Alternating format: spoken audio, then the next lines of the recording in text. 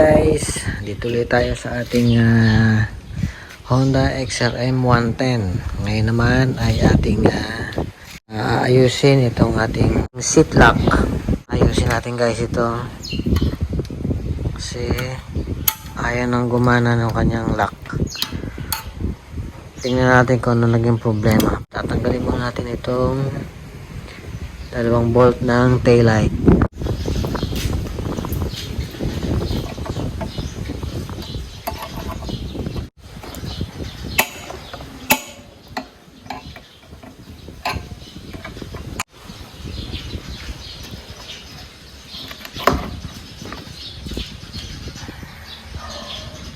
Tapos dalawang tornilyo guys na 10mm.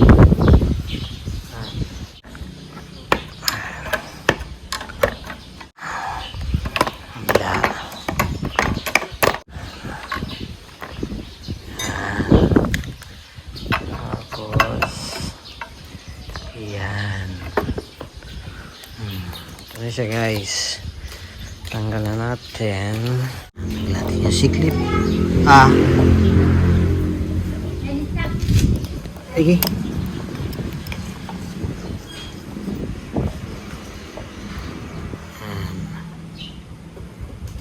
Ay, ito guys, tumagsulang. Ayan, oh. Dapat, ayan, nakaganyan. Yan lang. Matanggal lang siya guys dito. Diba? Ayan, nakaganyan siya, oh. Ito. Ito. Pasok lang dito. Yun. Tapos.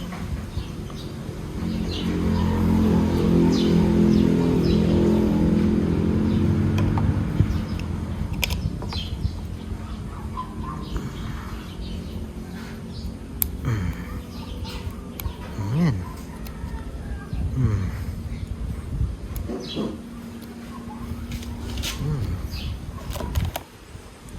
Magana na.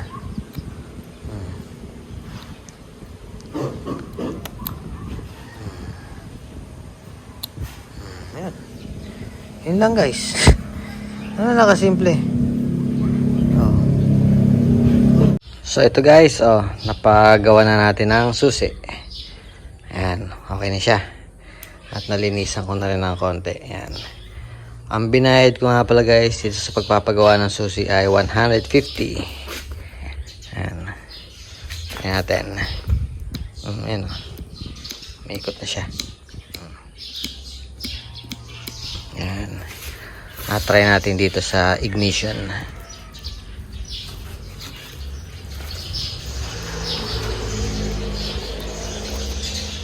Yun. One click. Start ka natin.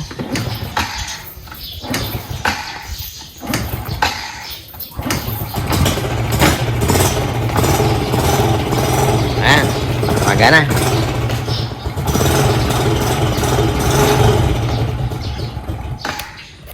So, kabitan natin to.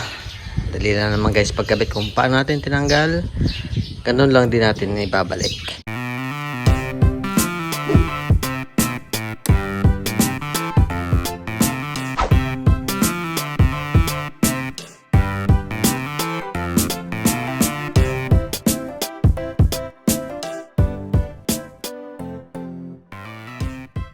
Guys, kakabit na.